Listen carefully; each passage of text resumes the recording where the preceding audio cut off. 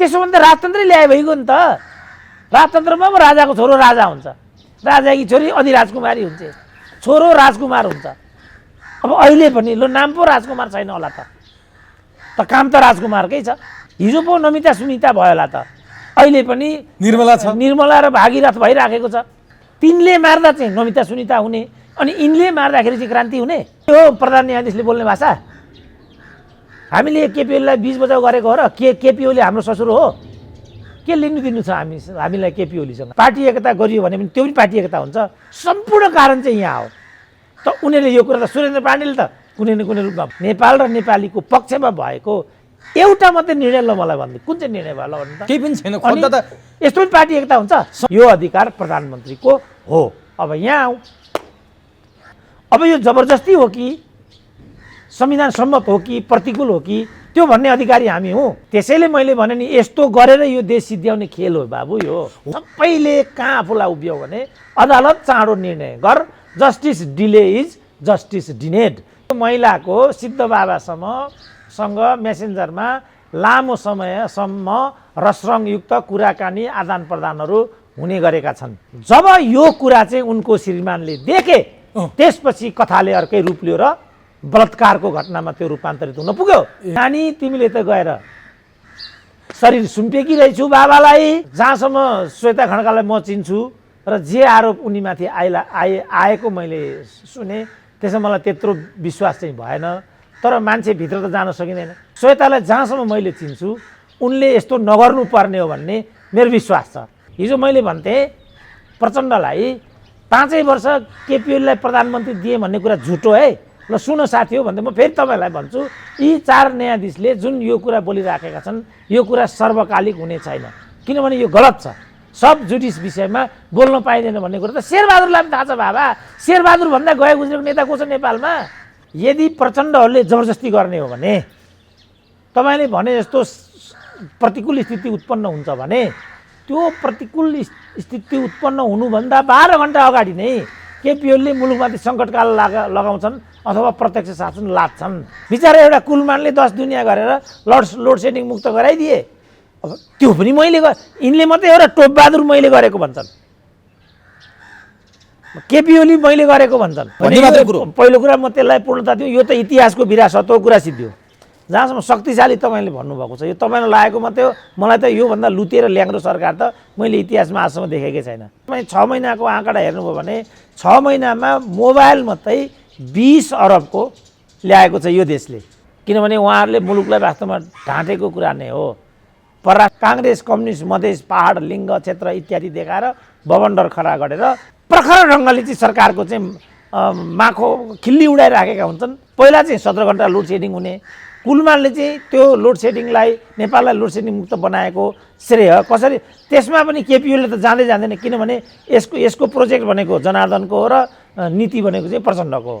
कसले के भन्छ भन्दा पनि कसले के गर्छ महत्त्वपूर्ण कुरा हो। अब अहिले खड्ग ओलीले माथि साह्रो गाह्रो पर्दा यिनै सुशीला कार्की 4 जनालाई लिएर चाहिँ मैदानमा निस्किने र यही चाहिँ नागरिक आन्दोलन ठिक छ। किन पनि पुष्टि भयो भने मधेसै भए पनि पहाडे मन्त्री जस्तै भ्रष्ट हुँदो रहेछ भन्ने कुरा। 2 लाख को त मोबाइल बोक्छ।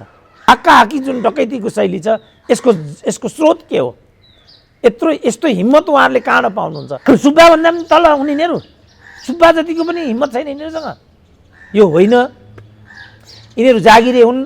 त्यो समानुपातिकमा हामी गयौँ, समानुपातिकमा गयौँ त के गऱ्यौँ? आफ्ना श्रीमतीहरूलाई त्यहाँ पुर्यायौँ। लोग्ने केन्द्रको मन्त्री छ, स्वास्नी प्रदेशकी मन्त्री छ। त्यस कारणले यो प्रकरणमा माधव नेपाल, बाबुराम भन्दा पनि यो जुन भ्रष्ट संस्कृति र यो देश लुट्ने जुन एउटा पद्धति नेपाली नेताहरूले अपनाएका छन्, यसलाई इतिहासमा कसरी बैठ्याउने भन्ने चाहिँ आजको प्रश्न हो।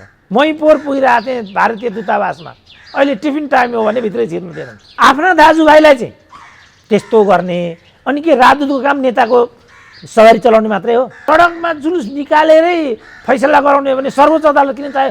जब शेरबहादुरले बुझेको कुरा यत्रो लग ग्रेजुएट हुने यिनीहरू त बारम्बार उनीहरू कहाँ धुप हालिरहेछन् भने केपी ओली चाँडो मरोस्, केपी ओली मरिहाल्छन् अनि म ढलिमली गरौँला। होइन त्यो पार्टी एकताको मकसद।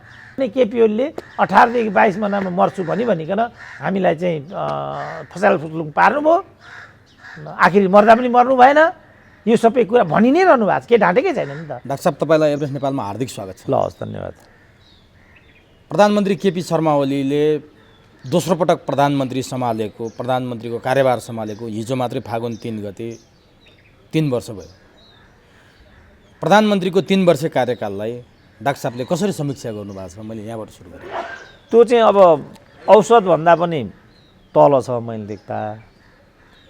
अब तर प्रधानमन्त्री सूत्रको दाबी चाहिँ के छ भने हामीले युगान्तकारी काम गरेका, कतिले त त्यतिको आजसम्म कसैले गरेकै छैन समेत भनेका छन्। मलाई लाग्छ त्यो हास्यास्पद तर्क जस्तो लाग्छ मलाई, किनभने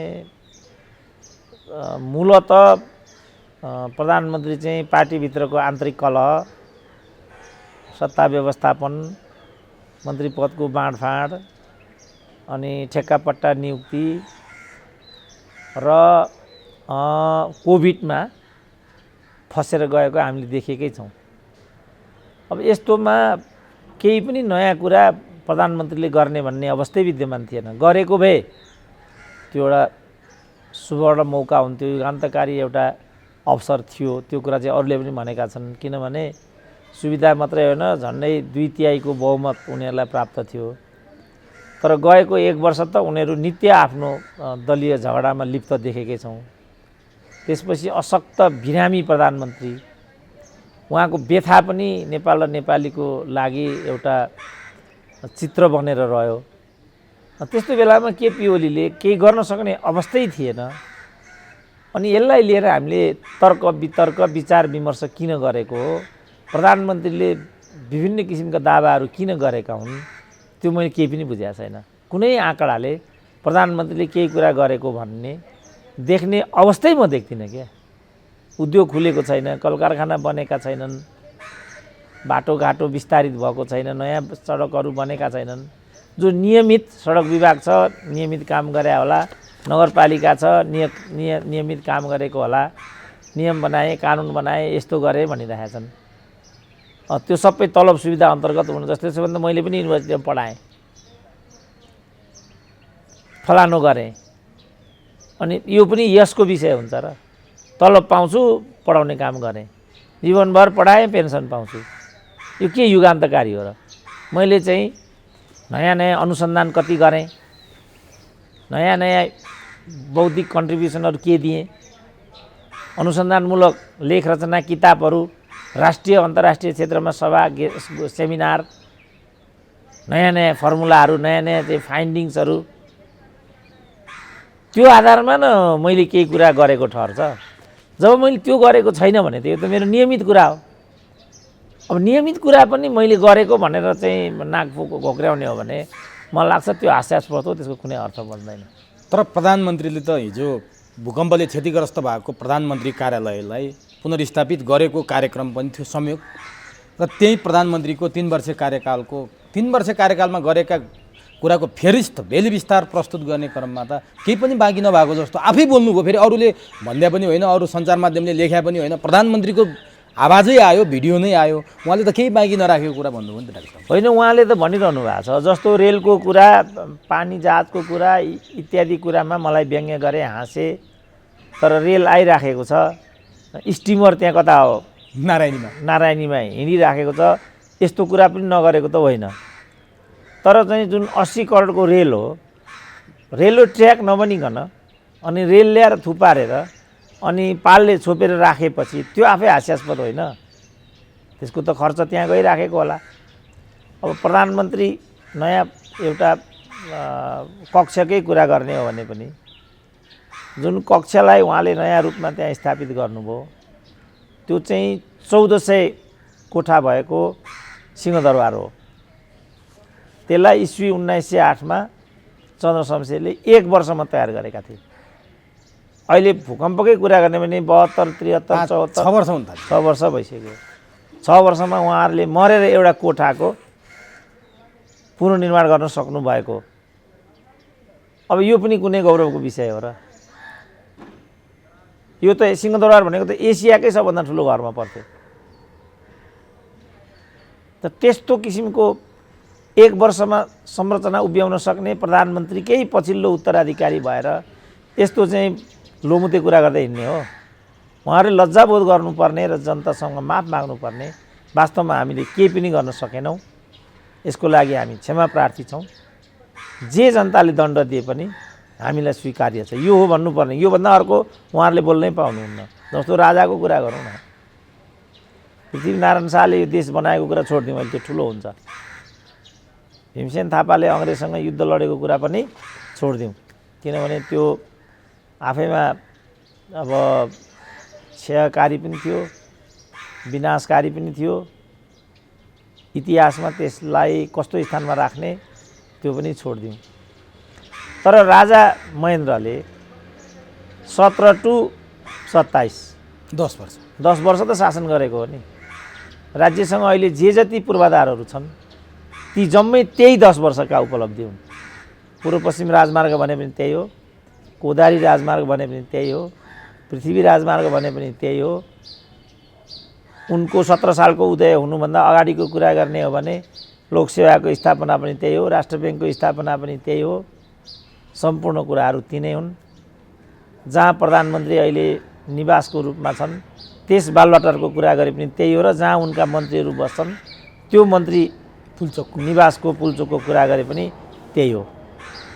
त्यसको तुलनामा यिनीहरूले शासन गरेको पनि 30 वर्ष भयो, 31 वर्ष भइसक्यो। अनि के चाहिँ त्यस्तो युगान्तकारी कुरा हो जो यिनीहरूले गरे? मध्य पहाडी लोकमार्ग एउटा हामी भन्न सक्छौँ। म योचोटि पूर्वाञ्चल भ्रमणबाट फर्किने क्रममा धरानबाट चत्राको बाटो फतेहपुर हुँदै नयाँ राजमार्गमा मिसिन आइपुगेको थिएँ। त्यो एउटा मलाई उपलब्धि जस्तो लाग्यो। अब अहिले पनि प्रधानमन्त्रीले चाहिँ प्रशस्त पुलहरू बनाएको कुरा, तुइनलाई विस्थापित गरेको यावत कुराहरू भनिरहेको सुनिन्छ। अब व्यवहारमा तुइन विस्थापित छ कि छैन, मूलत छैन नै भन्ने छ। तर म उहाँकै चुनाव क्षेत्र दमक पनि पुगेको थिएँ। दमकमा यति बजेट छ अरे भनेर मैले सुने, जुन सम्पूर्ण प्रदेश नम्बर 1 मा छैन अरे। त्यो रूपमा पनि प्रशस्त साधन स्रोतहरू आफ्नो निर्वाचनमा खन्याएको र त्यसले कतिपय प्रतिफलहरू विकास निर्माणको क्षेत्रमा त्यहाँ हासिल गरेको भन्दा पनि मैले सुने। यही कुरा म चितवनको पनि स्थलगत निरीक्षण भ्रमणमा गएको थिएँ। चितवनमा पनि मैले कतिपय पूर्वाधारहरू बनेको त्यस्तो देखेँ। वीरता भयो, अनि मेचीनगर भयो, चन्द्रगढी भद्रपुर भयो, त्यहाँ पनि धमाधम एकपछि अर्को सडक विस्तार निर्माण इत्यादि भइ नै रहेको यस्तो पनि मैले देखेँ। तर त्यो निर्माणाधीन अवस्थामा छ। जुन अघि चन्द्र शमशेरको कुरा हामीले गऱ्यौँ, चन्द्र शमशेरले 1 वर्षमा 1400 कोठा बनाएको देश हो यो। आजभन्दा 100 वर्ष अगाडि तिब्बतसँग चाहिँ आजभन्दा 150 वर्ष अगाडि भयङ्कर युद्ध लड्ने, चीनसँग भयङ्कर युद्ध लड्ने देश हो। विशाल ब्रिटिस साम्राज्यसँग लडेर आफ्नो राष्ट्रिय क्षमता चाहिँ सिद्ध गर्ने देश हो यो। यही देश, त्यही देशका प्रधानमन्त्री हुन् ती युद्ध लड्ने जङ्गबहादुर भने पनि, भीमसेन थापा भने पनि। त्यो तुलनामा अहिलेका प्रधानमन्त्री जो 21औं शताब्दीका प्रधानमन्त्री हुन्, तिनले गरेको कुरा चाहिँ कसरी युगान्तकारी हुन सक्छ र त्यसलाई लिएर कसरी प्रधानमन्त्रीले नाक घोक्र्याउने म चाहिँ अवस्था देख्दिनँ। उहाँले अब आत्मरतिमा उहाँहरू रमाउन चाहनुहुन्छ भने रमाउनुहोस्, मलाई केही पनि भन्नु छैन। तर नेपाली जनताले तात्विक कुरा जस्तो पश्चिम सेती नै गएन, डिपिआरै बनेन, पञ्चेश्वर नै अगाडि बढेन, त्यसपछि कयौँ सिमानाका समस्याहरू थिए। उहाँहरूले चाहिँ चुचे नक्सा इत्यादिको कुरा त गर्नुहुन्छ, तर त्यो तात्विक छैन। किनभने अहिले पनि त्यो भारतले नै आफ्नो भौतिक नियन्त्रणमा राखिरहेको स्थिति छ्याङ्गै छ।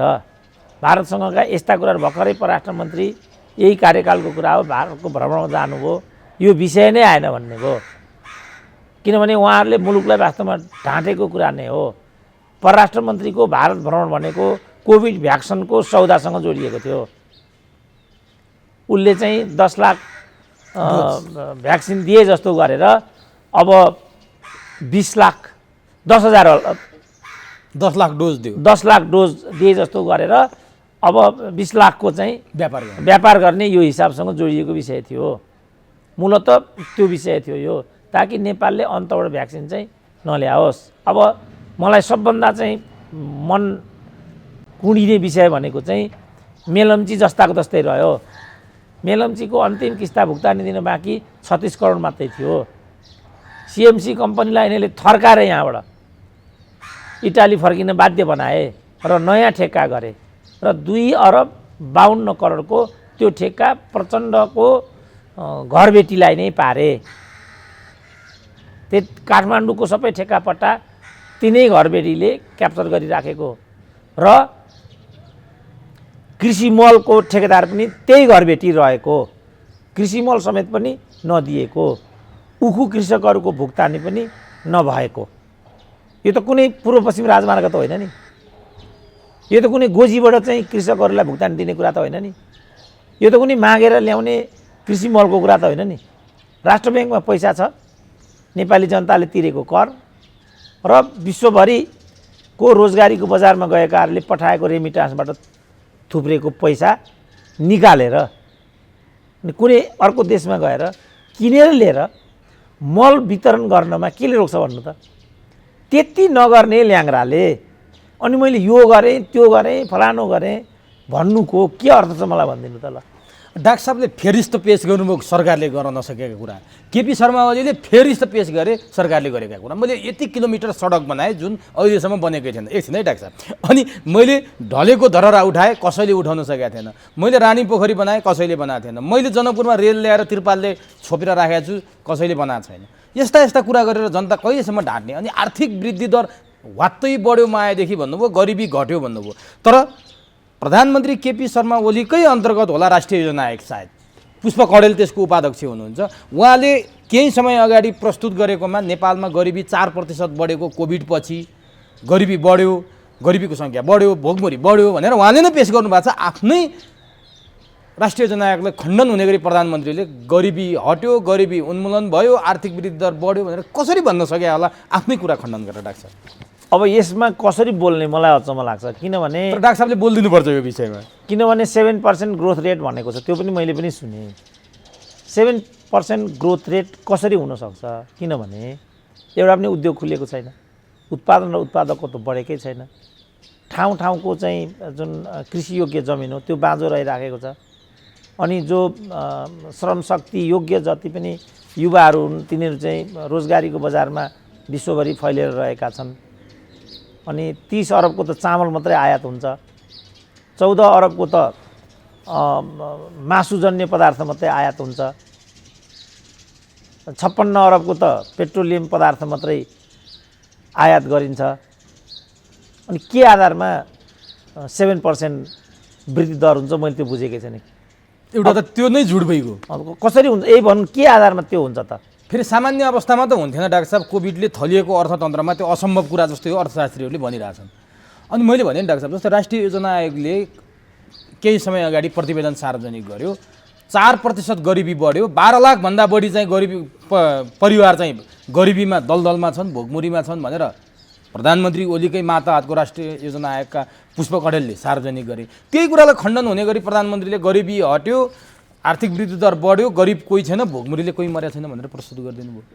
आफ्नै कुराको खण्डन गरिदिनु होइन। अब भनिगयो नि, मैले बारम्बार भनेर आएको छु नि, यो सिस्टम भनेको चाहिँ पारदर्शिता र नैतिकतामा चल्ने सिस्टम हो। यो सिस्टमको मूल तत्त्व भनेकै नैतिकता हो। यसमा जवाफदेहिता चाहिन्छ। झुट बोल्यो भनेदेखि त्यो क्राइम सरह हुन्छ। यो सिस्टमको भ्यालु चाहिँ यो हो। जस्तो उहाँले यस्तो चाहिँ मिथ्याङ्कहरू हाउसमा पनि पटक पटक राख्ने गरेको भन्ने कुरा हिजोदेखि चाहिँ विवादित र आलोचित खण्डित रहँदै आयो। अब मैले भन्दै थिएँ अघि चाहिँ 56 अरबको पेट्रोलियम, 30 अरबको चामल, 14 अरबको मासुजन्य पदार्थ, 20 अरबको बिजुली देखिरहेको छ त हामी। 600 मेगावाट 400बाट योचोटि 200 थपेर चाहिँ 600। उहाँ त कहाँसम्म भन्नुहुन्छ भने लोड सेडिङ पनि मैले अन्त्य गरेको त्यो पनि भनिदिनु भयो। कुलमानले होइन मैले हो भन्ने। अब योभन्दा नाङ्गो कुरा के हुनसक्छ? छोडिदिउँ। अब तथ्याङ्कबाट हेरौँ। जस्तो निरपेक्ष गरिबी चाहिँ 23%बाट 17मा झार्ने भनेको चाहिँ 14औँ पञ्चवर्षीय योजनादेखिको लक्ष्य हो। अब अहिले हामी चाहिँ 15औँ योजनामा छौँ। 23%बाट 17%मा झार्ने भन्ने। तर भूकम्पले यो 23लाई 17मा झार्ने कुरा त के, 23 चाहिँ 28मा पुगेको देखायो भूकम्पको कारणले। 7-8 लाख मान्छे चाहिँ गरिबीको रेखामुनि धकेलिए भन्ने छ। अब अहिलेको कोभिडले पनि त्यही काम गर्ने प्रष्टै छ। 7% को आर्थिक वृद्धि दरलाई चाहिँ एडिबी लगायतका अन्तर्राष्ट्रिय संस्थाहरूले 2.5% मा झर्ने प्रोजेक्सन गरेकोमा खुद अहिले चाहिँ त्यो 0.6% ऋणात्मक बढीमा 0.6% होइन भने ऋणात्मक अवस्थामा ओर्लिने चाहिँ प्रक्षेपण त्यो आइराखेको छ। प्लस जो प्रति व्यक्ति ऋण हो नेपालीको त्यो चाहिँ गत वर्षको आर्थिक सर्वेक्षणले 36,000 देखाएको थियो, फेरि 42,000 देखायो प्रति नेपाली ऋण। अब अहिले चाहिँ त्यो 46 देखाएको छ 42बाट। अनि केमा आर्थिक वृद्धि भयो, केमा समृद्धि भयो, केमा गरिबी निवारण भयो, यो के भने हो म बुझ्दिनँ। तथ्याङ्क त यिनै हुन्। म बिचरा इकोनोमिक्सको विद्यार्थी पनि होइन, केही पनि होइन, तर सामान्य अध्ययनको आधारमा यति मैले भन्न सकेँ भने यहाँ चाहिँ विशम्बर प्याकुरो ल्याएर राखिदिने भने पुष्प कणेल फिक्का हुँदैनन्। सबैतिर युवराज खतिवडा मात्रै त हुँदैन होला नि त। अब युवराज खतिवडा त खप्ता यिनीहरूले अब महान व्यक्ति बनाएर अमेरिकै पठाइदिए। अब अर्को कि चाहिँ कुनै योग्यतै नभएका अर्थमन्त्री राखेको हुना बा यही कारण यस्ता मान्छे मिलेर चाहिँ देश चलाएको हो कि अनपढ मूर्खहरूको हातमा मुलुकको नेतृत्व सुम्पिनेको कारणै बा यही हो कि। तर यस्तो डाटा प्रस्तुत हुँदाखेरि जो डेटामा काम गर्ने हुन्छन्, जो थिङ्क ट्याङ्कहरू हुन्छन्, उनीहरूको हास्यास्पद कुरा प्रधानमन्त्रीले प्रस्तुत गर्नुहुन्छ। अन्तर्राष्ट्रिय स्तरमा यसको मेसेज के जान्छ होला डाक्टर साहब?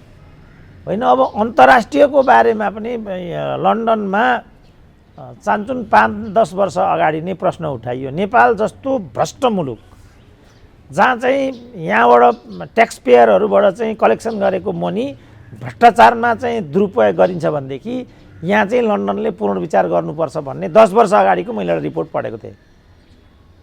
अब त्यही लन्डनले 10 वर्षै अगाडिको वरिपरि सबभन्दा राम्रो आर्थिक व्यवस्थापन गर्ने सफल अर्थमन्त्री भनेर रामशरण महतलाई त्यहाँ लगेर पुरस्कृत गरिदियो। अब अन्तर्राष्ट्रिय भनेको त्यही होइन बाबु, किनभने यस्तैहरूको जत्थाले चाहिँ अन्तर्राष्ट्रिय एजेन्सीहरूलाई पनि क्याप्चर गरिरहेको स्थिति छ। होइन भने तपाईँ पनि अर्थशास्त्रको विद्यार्थी त होइन होला? होइन डाक्टर साहब। तर सामान्य त अनुमान गर्न सक्नुहुन्छ कि आर्थिक वृद्धिको सकारात्मक प्रभाव नेपाल र नेपालीको जनजीवनको कुन चाहिँ तहमा परेको छ ल मलाई भनिदिनु। प्राथमिक शिक्षामा छ कि, स्वास्थ्यमा छ कि, उद्योगमा छ कि, कल कारखाना, अलिकति सञ्चारमा हो कि भन्ने देखिन्छ। अलिकति सञ्चारमा पनि जस्तो तपाईँ 6 महिनाको आँकडा हेर्नुभयो भने 6 महिनामा मोबाइल मात्रै 20 अरबको ल्याएको छ यो देशले। 6 महिनाको आँकडा भन्दैछु म तपाईँलाई। उहाँले चाहिँ 4G माथि गौरव गर्नुभएको छ। भ्रष्टाचारको दलदलमा फसिया छ त्यो 4G। भ्रष्टाचारको पाटो अर्कै भयो, तर 4G भनेको त उनीहरूको टेक्नोलोजीलाई बजार गर्ने कुरा हो। त्यसबाट नेपाल र नेपालीले पुँजी निर्माणमा, आर्थिक वृद्धिमा कसरी चाहिँ त्यसलाई उपलब्धिमूलक बनाएन भन्ने कुरा न हो। अलिकति सफ्टवेयरको दिशामा चाहिँ नेपालले प्रगति गरेको छ कि भन्ने एप्सहरूकोमा चाहिँ देखिन्छ डाक्टर साहब। त्यो चाहिँ बाहिर, यहाँबाट पनि बाहिर निर्यात हुने भावनाले अलिकति त्यो हो कि भन्ने मैले चाहिँ। होइन, हाम्रो इनपुट के हो त त्यसो भने? त्यसो त मसँग पनि यो चाहिँ म यो कति 5G को होला यो, होइन? अब अहिले चाहिँ 11G मा पुगिसक्यो भन्ने सुनेछु आइफोन, होइन?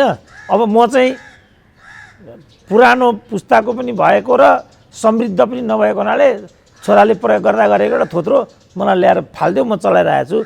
यदि मेरो हैसियत हुन्थ्यो भने म पनि 11G कै बोक्थेँ होला।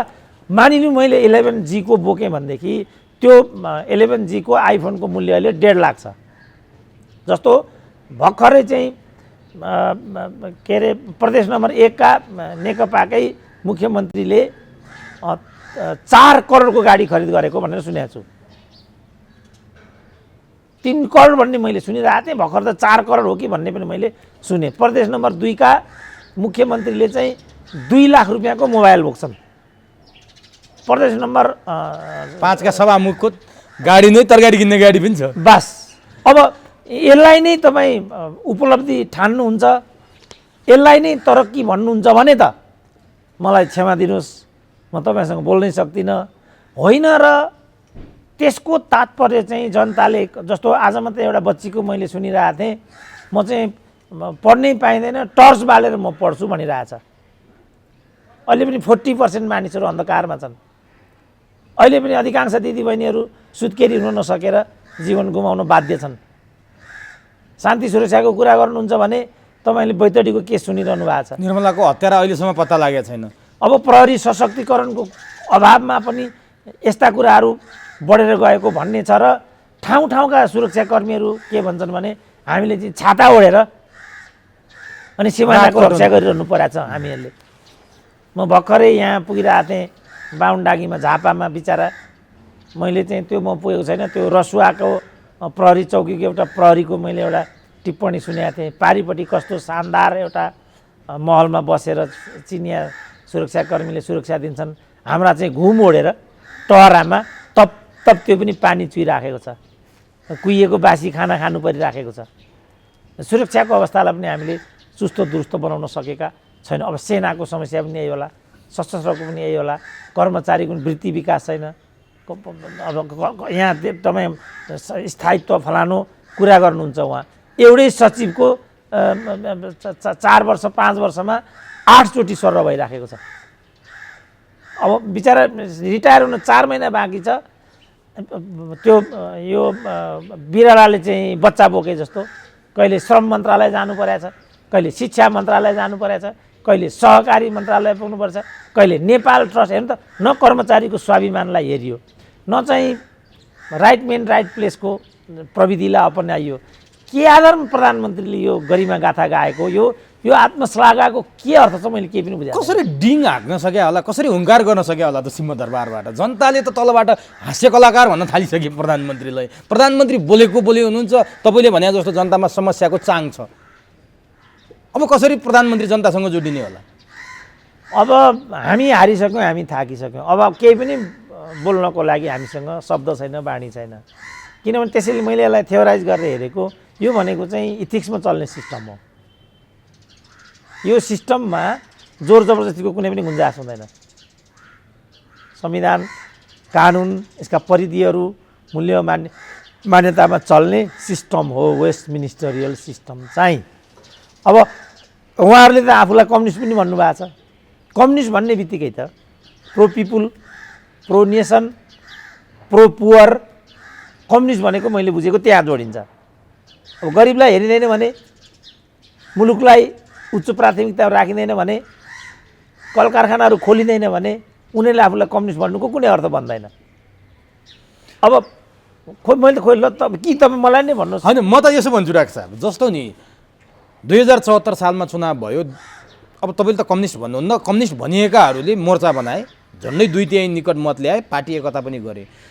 त्यो सरकारबाट, त्यो सत्ताबाट अझै नाकाबन्दीको लागि भारतलाई ललकारेर प्रधानमन्त्री बन्न सफल भएका केपी ओलीबाट त मान्छेले उद्योग, कल कारखाना, रोजगारीको, अझ नागरिकताको वर्षौँदेखि समस्या भएको नागरिकताको, बोर्डरको समस्या छ हामी कहाँ, बोर्डरको कुरा, रेल र पानी जाँदा उनीहरूले घोषणापत्रमै गरेका थिए, त्यसको आशा गरेका थिए। त्यति ठुला ठुला आशा गरेका जनतालाई ती कुरा सुरु हुँदैछ भनेर कतै प्रधानमन्त्रीले गर्न सकेन भनेर आफै स्वीकार गरे त होइन, सुरु हुँदैछ मात्रै भन्नुभएको छ है। होइन, मुख्य कुरा आकाङ्क्षा जगाउने, सपना देखाउने, ठिक सपना देखाउने, अनि सबैलाई, युवालाई यो दिन्छु, महिलालाई ऊ दिन्छु, दुर्गमलाई यो दिन्छु, जनजातिलाई यो दिन्छु, दलितलाई यो दिन्छु, मधेसलाई यो दिन्छु भनेर जुन किसिमको खेलवाड गरियो नि, त्यसले पार्न सक्ने भोलिको जुन नकारात्मक असर हो, त्योतिर नेतृत्वले किन चाहिँ विवेक नपुर्याएको, मैले यसलाई लिएर मात्रै आश्चर्य व्यक्त गर्नु उपयुक्त ठान्छु। क्या किन जस्तो माओवादीले पनि तँलाई जातीय राज्य दिन्छु भनिदियो, तँलाई तमुवान स्वायत्त दिन्छु भनिदियो, मधेस स्वायत्त दिन्छु भनिदियो, दिने कुरा त बनेन। मात्रै होइन, 2टा राज्यमा माओवादीको अहिले पनि नेतृत्व छ। गैर जातीय राज्यको रूपमा सबभन्दा पहिला नामाकरण गर्ने उनीहरू नै भए। बरु प्रदेश नम्बर 1 मा एमालेको चाहिँ हस्ती छ, अहिले पनि त्यसको नामाकरण भइराखेको छैन। अब त प्रष्ट भयो, त्यसको नाम चाहिँ गैर जातीय हुँदैन, जातीय नै हुन्छ। अब त प्रष्टै भइसक्यो, किनभने अब एमालेको जस्तो केपी ओलीको वर्चस्व सिद्धियो, अब त्यहाँ माओवादीको वर्चस्व कायम हुन्छ र उसले त्यसलाई जातीय राज्य बनाइदिन्छ, कुरो सिद्धियो। अब प्रदेश नम्बर 2 मा चाहिँ मधेसीहरूले यो पहाड र मधेसी भन्ने कुरा गरे। त्यहाँ त इन्टायरली मधेसी छन्, त्यसको नामाकरण केले रोक्यो? किन त्यहाँ पहाडै त छैन? भनेपछि यो पहाड र मधेसको कुरा होइन रहेछ भन्ने कुरा पुष्टि भयो। किन पनि पुष्टि भयो भने मधेसै भए पनि पहाडे मन्त्री जस्तै भ्रष्ट हुँदो रहेछ भन्ने कुरा। 2 लाख को त मोबाइल बोक्छ ऊ, र लाखौँ रुपियाँ चाहिँ उसले पूर्वाधारमा खर्च गर्छ। नातावाद कृपावाद त प्रदेश नम्बर 2 जति घिनलाग्दो अर्को कुनै छँदै छैन। भनेपछि यो मधेस पहाडको कुरा त होइन रहेछ नि। यहाँ कुनै अर्को जात जस्तो प्रदेश नम्बर 2 मा 1 मा कुनै बाहुन त मुख्यमन्त्री छैन नि। भनेपछि उनी पनि त 2-3-4 करोडको त गाडी नै चढ्दा रहेछन्। त भनेपछि न मधेस न पहाड, न काङ्ग्रेस न कम्युनिस्ट, त्यो कुरा होइन हो। यो काङ्ग्रेस कम्युनिस्ट मधेस पहाड लिङ्ग क्षेत्र इत्यादि देखाएर बबन्डर खडा गरेर कुर्सी खाली गर्ने र त्यहाँ आफू गएर जम्ने बाहेक केही होइन रहेछ भन्ने कुरा अब त पुष्टि भयो होला नि त। तर यत्रो शक्तिशाली सरकारले नि डाक्टर साहब, जस्तो नागरिकताको समस्या वर्षौँदेखि छ हामीसँग, लिपुलेख लिम्बेधुरा र कालापानीको पनि उहाँले नक्सा त सार्वजनिक गर्नुभयो, त्यो पनि प्रधानमन्त्रीले भन्दा पनि जनताको बलमा, जनताले आन्दोलित भए सबै दलहरू नाटकीय रूपमा एक ठाउँमा आइसकेपछि प्रधानमन्त्रीले गर्नुभयो, त्यसले पनि उहाँले एउटा प्रगतिको एउटा सूचक मान्नु भएको छ। तर अहिलेसम्म कति चाहिँ नक्सामा जमिन आयो भनेर न क्षेत्रफल घोषणा गर्न सक्नु भएको छ, न जमिन फिर्ता लिन सक्नु भएको छ, त्यो पनि एउटा झारा टार्ने काम जस्तो देखिया छ।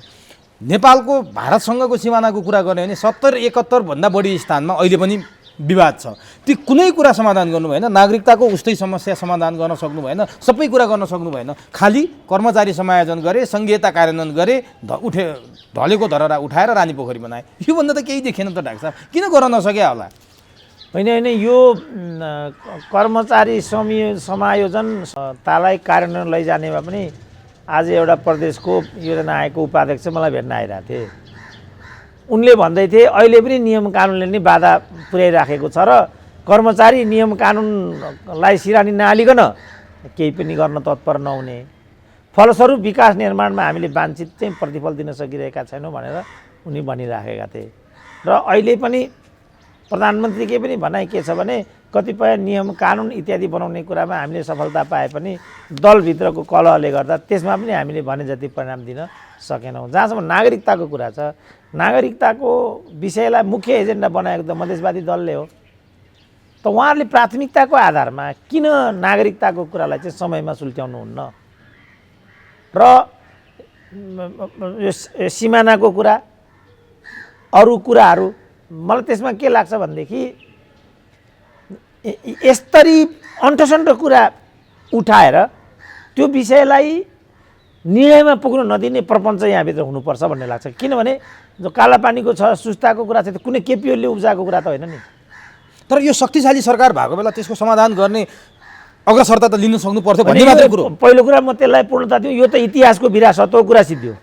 जहाँसम्म शक्तिशाली तपाईँले भन्नुभएको छ, यो तपाईँलाई लागेको मात्रै हो। मलाई त योभन्दा लुतेर ल्याङ्ग्रो सरकार त मैले इतिहासमा आजसम्म देखेकै छैन।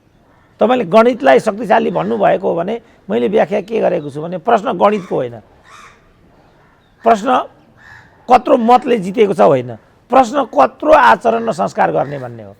जस्तो हिजो चाहिँ एकभन्दा बढी दलहरूको कारणले अस्थिरता भयो भन्थ्यौँ नि हामी, अहिले एकभन्दा बढी दल छन् त। सबभन्दा अस्थिर सरकार यही छ कि होइन? सबभन्दा बढी प्रहार यही सरकारलाई भएको छ। अझ विरोधाभासपूर्ण के छ भने आफ्नै दलका सांसदहरूले प्रमुख प्रतिपक्षको भन्दा पनि प्रखर ढङ्गले यसलाई त्यहाँ चाहिँ दुत्कारी राखेका छन्।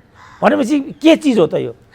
यो प्रवृत्ति चाहिँ नेपालमा सरकारको स्थायित्वको र अविकासको चाहिँ जड हो। किनभने यहाँ राइट मेन राइट प्लेस हुँदैन। यहाँ चाहिँ राइट मेन भयो भने पनि युवराज कतिवटा जस्तो निस्किन्छ र जसले नेपालको अर्थतन्त्रलाई नै अलमोस्ट चौपट एउटा अवस्थामा ल्याएर छोडिदियो, उसैलाई फेरि पदोन्नति गरेर राजदूत बनाउनु पर्ने हुन्छ। समस्या त यहाँ हो नि त। यो प्रवृत्ति हामीसँग किन छ? प्रधानमन्त्रीमा त्यो आत्मश्लाघाको एउटा शैली कहाँबाट आउँछ? मिथ्याङ्क खुल्ला उहाँले कसरी हाउसमै प्रस्तुत गर्न देशवासीहरूको नाममा गरिएको सम्बोधनमै प्रस्तुत गर्न सक्नुहुन्छ। यो हाक्काहाक्की जुन डकैतीको शैली छ यसको स्रोत के हो? यस्तो हिम्मत उहाँहरूले कहाँ पाउनुहुन्छ? समस्या त यहाँ हो नि।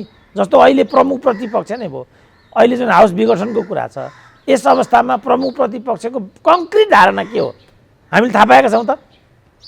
काहीँ भन्नुहुन्छ निर्वाचन आयोगले निर्वाचनको तयारी किन गरेन, काहीँ भन्नुहुन्छ प्रचण्ड र केपीलाई चाहिँ प्रधानमन्त्री बनाउनको लागि हामीले आन्दोलनमा किन जाने, फेरि काहीँ सुनिन्छ शेरबहादुरले चाहिँ सरकारको यो कदमको विरुद्धमा चाहिँ एकजुट भएर लाग्नको लागि राष्ट्रव्यापी रूपमा आह्वान गर्नुभयो। कङ्क्रिट चाहिँ के हो त? रामचन्द्र एउटा भन्नुहुन्छ। त्योभन्दा नि रोचक त नि शेरबहादुर देउवाले सरकारले संसद विघटन गरेको विरुद्ध आन्दोलन गर्छन्, भाषण गर्छन्। त्यो भाषणमा चाहिँ चुनावको माग गर्छन्। फेरि निर्वाचन आयोगले किन चुनाव गर्न सकिँदैन, किन आचार संहिता लागू गर्दैन, किन अलमल ल्याछ, सूर्यचिन्ह किन बाँड्न सक्दैन, छिटो सूर्यचिन्हको चाहिँ त्यो टुङ्गो लगाओस् भनेर नि भन्नुहुन्छ। जानुहुन्छ सरकारले संसद विघटन गरेको विरुद्धमा आन्दोलनमा, त्यही आन्दोलनबाट भाषण गर्नुहुन्छ निर्वाचन आयोगले किन चुनाव गर्दैन। अब यसलाई कसरी बुझ्ने डाक्टर? भनेपछि सरकारको मात्रै कुरा त होइन रहेछ, प्रमुख प्रतिपक्ष पनि दृष्टिहीन रहेछ भन्ने देखिन्छ। तपाईँकै तर्कबाट त्यही देखिन्छ।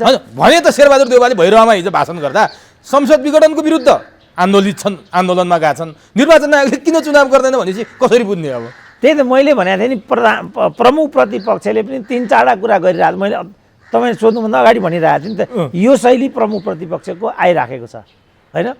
अब मैले चाहिँ भन्न खोजेको कुरा के भनेदेखि कत्रो मत छ, कत्रो अङ्कले कुनै सरकारले चुनाव जितेको छ, यो चाहिँ समस्याको कारक होइन है। मैले हिजोदेखि भन्थेँ नि, बारम्बार भन्नुभएको छ मसँग अन्तर्वार्ता। समस्याको जड भनेको चाहिँ आचरण, व्यवहार र संस्कार हो। किनभने यो वेस्टमिनिस्टर सिस्टम भनेको चाहिँ इथिक्समा चल्छ, नैतिकतामा चल्छ, यो सदाचारितामा चल्छ, जवाबदेहितामा चल्छ। अब सदाचारिता भन्ने बित्तिकै किन 3 करोड यस्तो आर्थिक रूपले पछौटे मुलुकको मन्त्री प्रधानमन्त्रीले किन 3 करोडको किन 4 करोडको गाडी चढ्नुपर्ने? जस्तो राष्ट्रपतिको बारेमै विलासिता भयो इत्यादि भयो, हामीले आज उठाएको प्रश्न हो र त्यति बेला यिनीहरूले हामीलाई दुत्कारे। अब अहिले यिनीहरू नै फेरि राष्ट्रपतिलाई गाली गरेर हिँडिराखेका छन्। हाम्रो भनाइ चाहिँ के भने एउटा शिष्ट मर्यादित शैली अपनाओ न, हाम्रो भनाइ त यति हो नि। र विद्या भण्डारीबाट हालको राष्ट्रपतिबाट केही पनि कुरा अपेक्षा गर्नुकै तुक केही छैन, किनभने उनी त्यो पद लायक व्यक्ति नै होइनन्। तर उनलाई त्यहाँ पुर्याएको त हामीले होइन नि त। अब पुर्याइसकेपछि त त्यो पदको गरिमालाई त हेरिदिनु पऱ्यो नि त। मानिलिउँ भोलि चाहिँ त्यस्तो आलोचना गर्नेहरू नै त्यो पदमा पुगे, हामीले अन्ठसन्ठ भन्न पाउने अवस्था बन्छ त्यसो भने। त्यसकारण हामीले भनेको के भने, जब हामी वेस्ट मिनिस्टरियल सिस्टममा छौँ भने, वेस्ट मिनिस्टरियल कल्चर, हामी बहुदलीय प्रजातन्त्रमा छौँ भने बहुदलीय संस्कार भनेको चाहिँ के भने बहुमत सरकारमा, अल्पमत प्रतिपक्षमा र जवाबदेहिता, दलीय अनुशासन, यो हो नि बहुदलीय व्यवस्थाको नर्म्स त। अब यहाँ त त्यो सबै कसैले केही पनि मानेको देखिएन। हाउसमा गयो सत्ताधारी दलकै सांसदहरू प्रखर ढङ्गले चाहिँ सरकारको चाहिँ माखो खिल्ली उडाइराखेका हुन्छन्, विरोध गरिरहेका हुन्छन्। अब बरु प्रदीप गिरीले बजेट वक्तव्यलाई बीच बचाउ गरेको देखियो। चन्द्र भण्डारीहरूले खुल्ला चाहिँ प्रधानमन्त्रीको मध्यावधि सम्बन्धी सिफारिस ठिक छ मात्रै होइन, स्वयं शेरबहादुर देउवा चाहिँ सकारात्मक देखियो। तर त्यही दल भनिएकाहरूले चाहिँ संसद विघटनकै विषयलाई लिएर पार्टी नै विभाजनसम्मको स्थिति निम्त्याइरहेको यस्तो पनि देखियो। त यो के को समस्या हो त? यो त्यसो भयो नि डाक्टर साहब, जस्तो केपी ओलीले बारम्बार भन्छन् नि, मैले काम गर्न खोजे हो, सरकारले काम गर्न खोजे हो, मेरै पार्टीका त्यो पनि अझ 5 जना जो छन् नि सचिवालयका, 3 जना त पूर्व प्रधानमन्त्रीहरू, 2 जना तीन जना पूर्व प्रधानमन्त्रीहरू भइहाले, अरूले काम गर्न दिएनन्, त्यसकारण मैले काम गर्न सकेन भनेर पटक पटक केपी ओलीले प्रष्टीकरण दिन्छन्। साँच्चीकै माधव प्रचण्ड र झलनाथले काम गर्न नदिएर केपी ओलीले 3 वर्षमा केही डाक्टर साहबले भने जस्ता कुराहरू गर्न नसकेका हुन्, अथवा राष्ट्रिय अन्तर्राष्ट्रिय रूपमा कहीँ कतैबाट कुनै प्रेसर भएर केपी ओलीले गर्न नसकेका हुन्, अथवा इच्छा शक्ति नै नभएको, यी 3टामा के हुन सक्छ डाक्टर साहब? होइन, अब यी 3टामा पार्टीभित्रको आन्तरिक कलहले काम गर्न नसकेको एउटा सहायक फ्याक्टर हो। मुख्य फ्याक्टर भनेको त प्रधानमन्त्रीमा इच्छा शक्तिकै अभाव हो, किनभने कार्ययोजना त केही पनि देखिएन नि। जस्तो उहाँहरूले 5000 मेगावाट विद्युत उत्पादन गर्ने भन्नुभयो, 200 मेगावाट विद्युत चाहिँ किनेर लिएर आउनुभयो।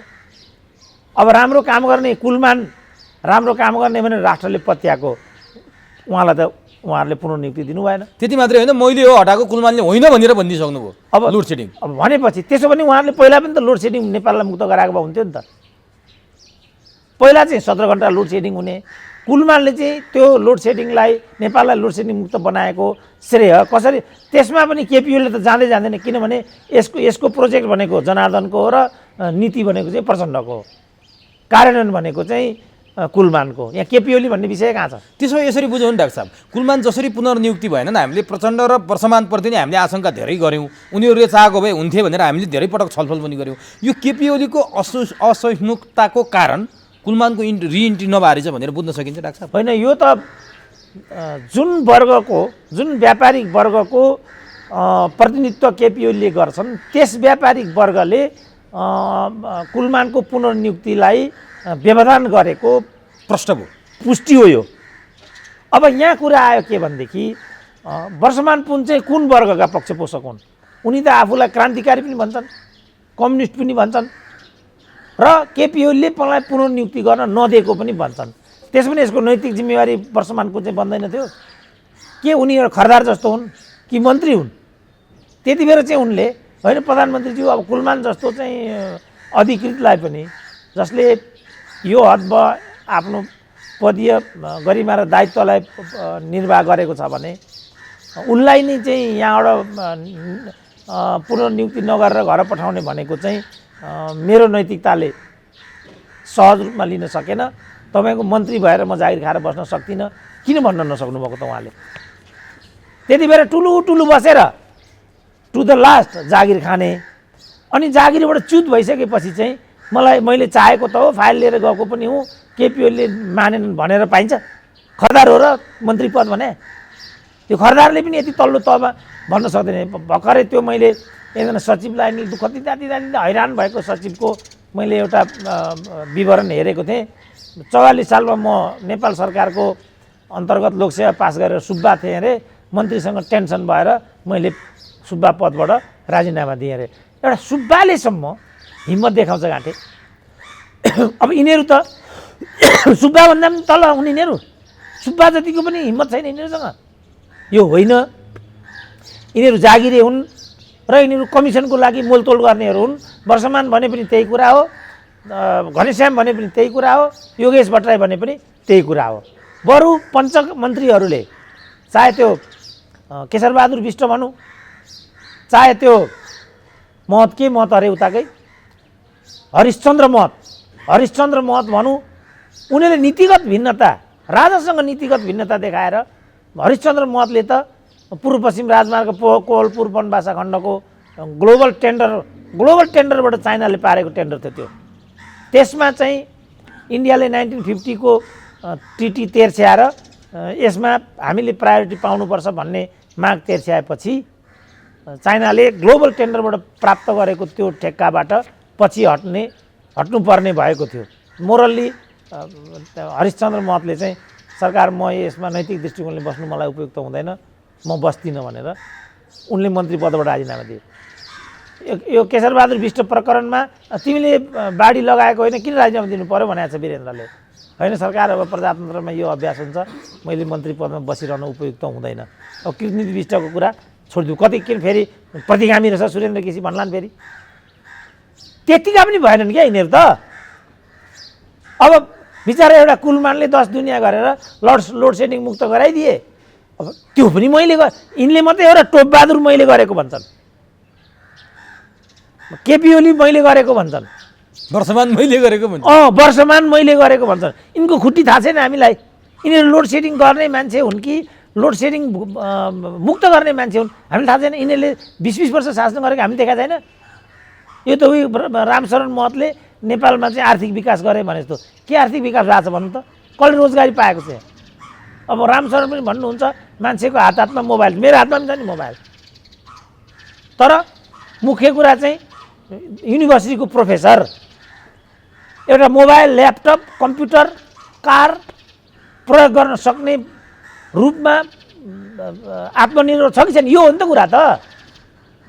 म आफै किनेर यो मोबाइल बोक्न सक्छु, तर छ नि मेरो हातमा मोबाइल, म आफै यो कोट लगाउन सक्छु, तर लगाएको छु नि त कोट मैले।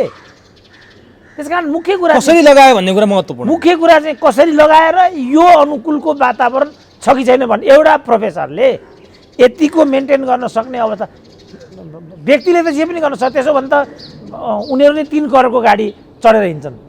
के त सर्वहाराको नेताले 3 करोडको गाडी चढेर हिँड्नु उपयुक्त हुन्छ र नेपाल सरकार 3 करोडको गाडी आफ्ना मन्त्रीहरूलाई दिन सक्ने अर्थतन्त्रमा छ? यो त अनैतिकता हो नि त। मुलुकको आर्थिक एउटा स्तर जस्तो छ, हाम्रो नेता त त्यस्तो पो हुनुभयो। हामीले पैदल हिँड त भनेकै छैन नि, गाडी चढ, तर तेरो मुलुकको अवस्था जस्तो छ त्यो मात्रै गर न। हामीले भनेको यति हो। अब प्रदेश नम्बर 2 की कुरा गर्ने भने आम मधेसीहरूको आर्थिक स्थिति के छ त? हामीले चाहिँ प्रदेश नम्बर 2 को मुख्यमन्त्रीले किन 2 लाखको मोबाइल बोक्यो भनेर रिस गरे हो र? तर एउटा रिक्सावालको स्थिति, उनीहरूले किन मधेसको कुरा पहाडैले गर्दा यस्तो भएको भन्दै उनीहरूले त्यहाँ बबन्डरमा चाहे नि त। त्यसो भने अहिले त तिमीहरू नै छौ त। पहाडैले त तिमीहरूलाई केही पनि रोकेको छैन त। सबै बजेट तिमीहरूसँग छ, सम्पूर्ण सुविधाहरू तिमीहरूसँग छन्, अवसर तिमीहरूसँग छ। के गर्यो त त्यसो भने तिमीहरूले? भनेपछि तिमीहरूले यो चाहिँ पहाडे मधेसीको बबन्डर खडा गरेर नेपाली बिचमा वैमनस्यता ल्याउने धन्दा गरेर मुलुकलाई चाहिँ अस्थिर र कमजोर बनाउने प्रपञ्च गरेको रहेछ भनेर निष्कर्ष हामीले किन ननिकाल्ने? पहाडे र मधेसी शासकको बिचमा त केही पनि फरक छैन। पहाडे पनि जनतालाई दुःख दिने, पहाडे पनि भ्रष्टाचार गर्ने, पहाडे पनि चाहिँ तामझाम गर्ने, नातावाद कृपावाद गर्ने, मोज मस्ती गर्ने, विदेश भ्रमण गर्ने, छोराछोरीलाई विदेश राखेर पढाउने। पहाडे पनि मधेसी पनि योभन्दा बेग्लै त देखिएन। न जनजाति योभन्दा बेग्लै देखियो। शेरधन त आफै जनजाति त होला नि त। वर्षमान पुन पनि जनजाति नै होला कि रामबहादुर थापा चाहिँ बाहुन हो? खोइ त, एउटा बाहुन गृहमन्त्री र रामबहादुर थापामा त केही पनि फरक देखिएन त। हो, त्यस कारणले गर्दाखेरि कसले के भन्छ भन्दा पनि, कसले के गर्छ महत्त्वपूर्ण कुरा हो। कुन प्रणाली भन्दा पनि, जस्तो समानुपातिकमा हामी गयौँ, समानुपातिकमा गयौँ त के गऱ्यौँ? आफ्ना श्रीमतीहरूलाई त्यहाँ पुर्यायौँ। लोग्ने केन्द्रको मन्त्री छ, स्वास्नी प्रदेशकी मन्त्री छ, लोग्ने हार्यो, स्वास्नीलाई स्पिकर बनायो, छोरो मर्यो बुहारीलाई मन्त्री बनायो, नेता मर्यो स्वास्नीलाई राष्ट्रपति बनायो। त्यसो भने त राजतन्त्रै ल्याए भइगयो नि त। राजतन्त्रमा पो राजाको छोरो राजा हुन्छ, राजाकी छोरी अधिराजकुमारी हुन्छ, छोरो राजकुमार हुन्छ। अब अहिले पनि लो नाम पो राजकुमार छैन होला त काम त राजकुमारकै छ। हिजो पो नमिता सुनिता भयो होला त, अहिले पनि निर्मला र भागीरथ भइराखेको छ। त्यहाँ पनि छोरी नै मरिराखेका छन्, यहाँ पनि छोरी नै मरिरहेछन्। तिनले मार्दा चाहिँ नमिता सुनिता हुने, अनि यिनले मार्दाखेरि चाहिँ क्रान्ति हुने हो। यो चाहिँ कतिको शोभनीय कुरा हुन्छ। र यस्तोमा प्रधानमन्त्री किन जस्तो बालुवाटारकै कुरा गरौँ न, विष्णु पौडेलको छोराले चाहिँ जग्गा फिर्ता गरे पनि भइहाल्ने, अनि माधव कुमार नेपाललाई बाबुरामलाई चाहिँ किन लतार्नु पर्ने भनेको? विष्णु पौडेल चाहिँ मन्त्री हुनुपर्ने, विजय कछेदारको चाहिँ किन जागिर जाने भनेको नि?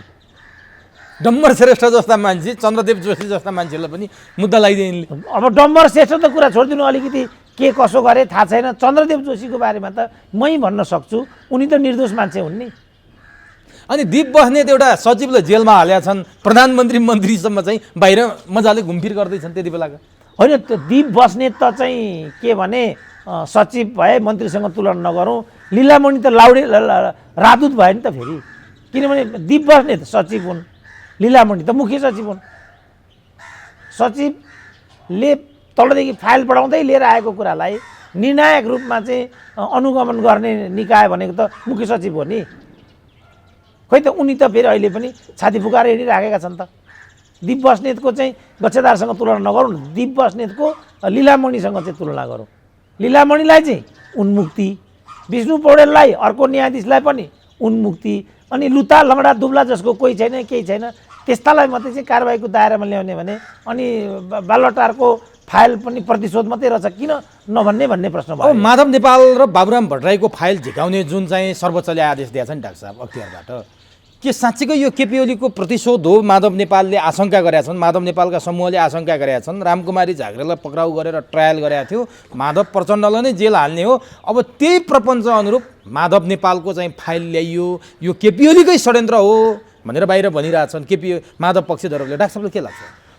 ल यो षड्यन्त्र नै होला। त्यसो भने बाबुरामले के भनेका छन् भनेदेखि टोपबहादुरले भनेको कुरा छोडिदिउँ, पछिल्लो रिमार्क टोपबहादुर 19 अर्बको कुरा छ, त्यही हो। क्यान्टोनमेन्टको जुन कुरा छ 20 अरब प्रचण्डले एकलौटी खान खोजेको हुनाले मैले माओवादी पार्टी छोडेको हुँ भनेको छ बाबुरामले। बुढी गण्डकीमा 3टा प्रधानमन्त्रीहरूले 3-3 अरब खाएको भनेको छ, त्यो पनि बाबुरामले नै।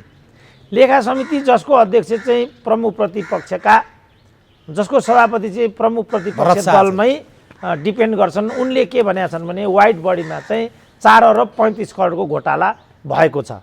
त्यस कारणले यो प्रकरणमा माधव नेपाल बाबुराम भन्दा पनि यो जुन भ्रष्ट संस्कृति र यो देश लुट्ने जुन एउटा पद्धति नेपाली नेताहरूले अपनाएका छन्, यसलाई इतिहासमा कसरी बैठ्याउने भन्ने चाहिँ आजको प्रश्न हो। माधव नेपाल बाबुराम भट्टराई, किनभने के त्यसो भने त्यो बाबुरामले भनेको कुरा सही हो कि झुटो हो त? दुईटै कुरा बाबुरामले भनेको छ, 20 अरबको कुरा पनि र 9 अरबको कुरा पनि। मैले 4 अरब 35 करोडको वाइट बडीको कुरा त मैले भनि नै हालेँ। त त्यो सन्दर्भमा बालुवाटारमा विचलन भइराखेको छ। त्यसो भने यो के खरदारको मात्रै दोष हो त? यो कर्मचारीले मात्रै खाएको कुरा हो त? ल नीतिगत रहेछ अरे, नीतिगत नाममा चाहिँ यसरी देश लुट्न पाइन्छ कि पाइँदैन त? तर नीतिगतकै कुरा पनि यो जुन माधव नेपालको मुद्दा अहिले चर्चामा छ, यो मुद्दा मामिला गर्ने मैले अधिवक्ता बालकृष्ण न्यौपानेसँग कुरा गरेँ। नीतिगतको कुरामा त यो कुरो मिल्दैन। यो कुरो हिजो किन पो माधव र बाबुरामलाई मुद्दा लगाइएन, त्यो नीतिगतको एउटा त्यान्द्रो भिराएर अख्तियारले जुन कुरा गर्यो, यो अख्तियारका कर्मचारी, अख्तियारको नेतृत्व समेत अब छानबिनको दायरामा आउनुपर्छ भनेर बालकृष्ण न्यौपानेले मसँग भन्नुभएको छ। यो मुद्दामा बाबुराम र माधवलाई प्रश्न मुद्दा हुन्छ र यो केपी ओलीको षड्यन्त्र होइन, किनभने यो 1 वर्ष अगाडि हाले मुद्दा हो। मैले यति बेला हाले मुद्दा पनि होइन, भर्खर यो पार्टी फुटेपछि केपी ओलीले चाहिने मुद्दा चाहिँ हालिदिउ भनेर भने पनि होइन, 1 वर्ष अगाडिको मुद्दा हो। पेशी चढ्यो अहिले सर्वोच्चमा, यो केपी ओलीको काहीँ कतै कनेक्सन छैन भन्नुभयो। डाक्टर साहबलाई के लाग्छ? होइन, यो त कस्तो पनि जस्टिस डिले इज जस्टिस डिनेड भनेर भनिन्छ। जहाँसम्म अख्तियारको कुरा छ, अख्तियारकै प्रमुख होइन दिप बस्नेत भन्ने, ल उनलाई चाहिँ भौतिक सचिवको रूपमा त्यहाँ पुर्याइएको भनौँ भने पनि राजनारायण पाठक त अख्तियारकै होला नि त। अख्तियारलाई नै भ्रष्टाचारको केन्द्र बनाएका छन् यिनीहरूले, र लाचार र एउटा कमजोर मान्छेलाई त्यहाँ या त्यहाँ एउटा रिटायर कर्मचारी जो आफै व्यक्तित्व सकिसकेपछि मात्रै त्यहाँ पुग्न लायक हुन्छ भन्ने अभ्यासले देखाउँछ। अहिले निर्वाचन आयोगको लाचारी पनि त्यहीसँग जोडिन्छ। या त त्यस्तो खालको निम्सहरू मान्छे मात्रै त्यहाँ पुर्याइन्छ, होइन भने नेताको स्वास्नीलाई त्यहाँ पुर्याइन्छ। तिनीहरूको काम चाहिँ के भने नेताहरूलाई बिच बचाउ गर्ने वा आफ्नो प्रतिद्वन्द्वीलाई चाहिँ सिद्ध्याउने हत्कण्डाको रूपमा यिनीहरूले निर्वाचन आयोगलाई पनि प्रयोग गरे, अदालतलाई पनि प्रयोग गरे, अख्तियारलाई पनि प्रयोग गरे, दूतावासहरूलाई पनि प्रयोग गरेको छ। जस्तो राजदूतहरू यिनीहरूले पठाउँछन्, ती राजदूतहरूको काम यहाँबाट गएका नेताका छोरी बुहारी स्वास्नीहरूलाई चाहिँ त्यहाँ सवारी मन्त्रीको रूपमा काम गर्छ। तपाईँ देखिरहनु भएको छ, झलनाथ खनाल अहिले त्यहाँ एपोलोमा पुगिराखेका छन्, हात जोडेर बसिरहेका छन् त्यहाँ राजदूत। नेपाली गयो भने भेट पनि दिँदैनन्। युएईको पोहोर एउटा बबन्डरै आइरहेको थियो कोभिडको बेला, मै पोहोर पुगिरहेको थिएँ भारतीय दूतावासमा, अहिले टिफिन टाइम हो भने भित्रै छिर्नु दिएनन्। पोहोर म चाइना पुगिरहेको थिएँ, लीलामणि पौडेलले मेरो फोनै उठाएनन्। परार म जर्मनी पुगिरहेको थिएँ, त्यति भएर राजदूतले आफ्ना दाजुभाइलाई चाहिँ त्यस्तो गर्ने। अनि के राजदूतको काम नेताको सवारी चलाउने मात्रै हो? नागरिकप्रतिको उनीहरूको कुनै जिम्मेवारी बन्दैन। त्यस कारणले कुनै पनि नेपालीले आफ्नो पदीय आचरण चाहिँ निर्वाह गरेको, कुनैले पनि मन्त्री होस् प्रधानमन्त्री होस्, यस्ता खालका संवैधानिक जस्तो भनौँ न प्रचण्डको छोरीलाई कसरी चुनाव जिताएको त निर्वाचन आयोगलाई त्यो कुराको थाहा छैन। अब अहिले त्यति बेलाको प्रमुख निर्वाचन आयुक्त अहिलेको निर्वाचन आयुक्तले गरेको भएन भनेर वक्तव्यबाजी गरेर हिँड्छन्। त्यसपछि कसरी चाहिँ दीपक राज जोशीलाई प्रधान न्यायाधीश हुनबाट रोकियो भन्ने कुरा दुनियाँलाई थाहा छैन, र कसरी त्यो प्रचण्डको छोरीलाई मतपत्र च्यातेर जिताउने मुद्दा सदर गरिदिने न्यायाधीशलाई प्रधान न्यायाधीश बनाउनको लागि दीपक राज जोशीलाई बलिको बोको बनाइयो भन्ने कुरा दुनियाँलाई थाहा थिएन। त्यति बेला यी 4 न्यायाधीशले चाहिँ किन वक्तव्य जारी नगरेको? यो न्यायालयभित्रको साङ्घातिक हमला हुने विषय हुन्छ भनेर वक्तव्य निकाल्ने कुरा हुन्छ कि हुँदैन? हिजो चाहिँ सुशीला कार्कीलाई यिनीहरूले भनेअनुसार चाहिँ महाभियोग लगाउन लाग्थे नि, काम गर्न आँटिनन् भनेर कसरी महाभियोगको कुरा ल्याएका थिए? त्यति बेर त सुशीला कार्कीलाई प्रतिरोध गर्ने यिनै खड्गौली होइनन्?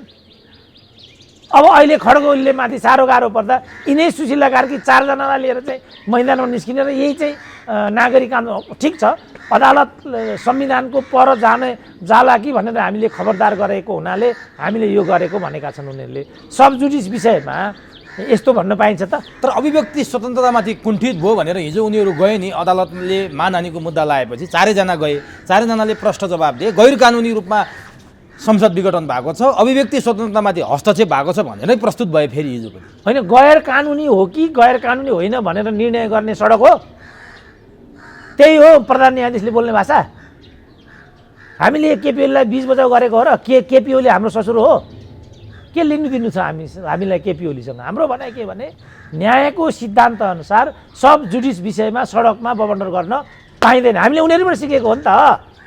तर हामी चाहिँ कानुनसँग न्यायसँग सम्बन्धित व्यक्ति भावनाले यदि बोल्ने अधिकार छ भनेर भन्छन् फेरि उनीहरू। त्यही हो त। त्यसो भने ल नोट गरौँ। त्यसो भने हिजो मैले भन्थेँ प्रचण्डलाई 5 वर्ष केपी ओलीलाई प्रधानमन्त्री दिए भन्ने कुरा झुटो है।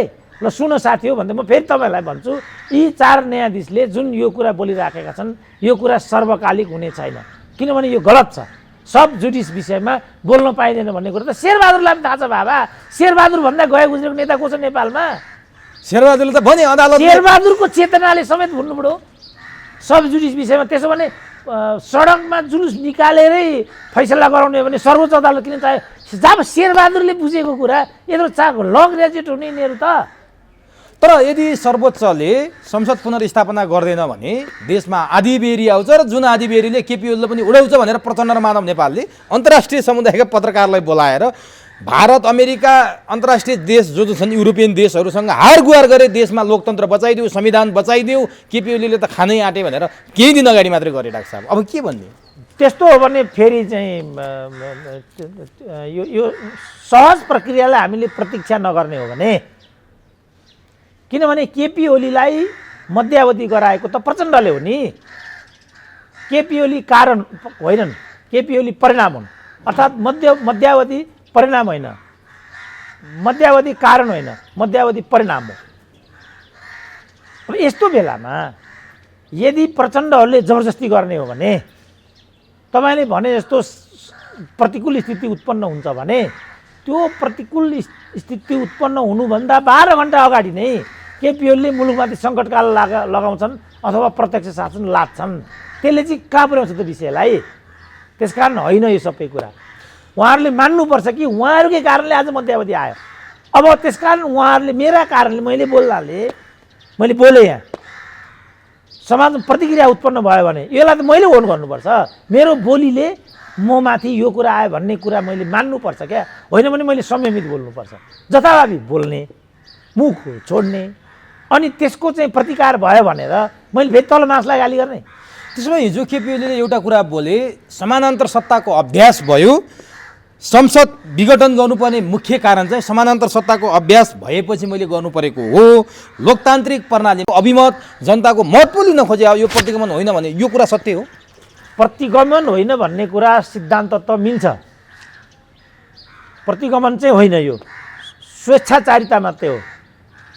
प्रतिगमन गर्न त ल्यागत चाहियो नि। केपी ओलीको के लुर छ र प्रतिगमन गर्ने? एउटा अब अदालतले प्रधानमन्त्रीले गरेको निर्णयलाई बदर गर्न सक्छ भने अनि यस्तो प्रधानमन्त्रीले प्रतिगमन गर्न सक्छ, यो प्रतिगमन पनि होइन, केपी ओलीले यो प्रतिगमन गर्न पनि सक्दैनन्। तर यो प्रधानमन्त्रीको गैर संवैधानिक र स्वेच्छाचारी कदम चाहिँ हो, जसको कारण केपी ओली होइनन् प्रचण्डहरू हुन्। के साँच्चीकै समानान्तर सत्ताको अभ्यास गरे प्रचण्डहरूले र केपी ओलीले गरे हुन्? केपीको भाषा त समानान्तर सत्ताको अभ्यास गरेको कुरा चाहिँ सत्य हो। त्यसकारण केपी ओली बाध्य भयो नि। त्यस कारणले मात्रै नभनौँ न, के हुन्छ सम्पूर्ण रूपमा नै जस्तो उनीहरूले कुनै केही कामै गर्न दिएनन् नि त। आज पनि सचिवालयको बैठक भनेको छ, प्रधानमन्त्री आएन भनेको छ, फलानु भनेको छ। अब उनीहरूले गर्नुपर्थ्यो त चाहिँ के भने महाधिवेशनको तयारी, महाधिवेशन समिति कहिले गर्ने, महाधिवेशन विभिन्न उपसमितिहरू, प्रतिनिधिहरूको छनौट, सदस्यता वितरण, दस्तावेजीकरण, यो थियो नि त गर्नुपर्ने। त्यहाँ त उनीहरू एक दिन पनि छैनन् नि, किनभने उनीहरूले बारम्बार उनीहरू कहाँ धुप हालिरहेछन् भने केपी ओली चाँडो मरोस्, केपी ओली मरिहाल्छन् अनि म ढलिमली गरौँला। होइन त्यो पार्टी एकताको मकसद र भनिरह अहिले सुरेन्द्र पाण्डेले भनि पनि राखेछ के भने केपी ओलीले 18 देखि 22 महिनामा मर्छु भनिकन हामीलाई चाहिँ फसाल फुसलुङ पार्नुभयो, आखिर मर्दा पनि मर्नु भएन, यो सबै कुरा भनि नै रहनु भएको छ, के ढाँटेकै छैन नि त। सिम्पल यो पार्टी एकताको कारण यति मात्र, कोही मान्छे मरिहाल्छ अनि म त्यहाँ ढलिमली गर्छु भनेर पार्टी एकता गरियो भने पनि त्यो पनि पार्टी एकता हुन्छ। सम्पूर्ण कारण चाहिँ यहाँ हो।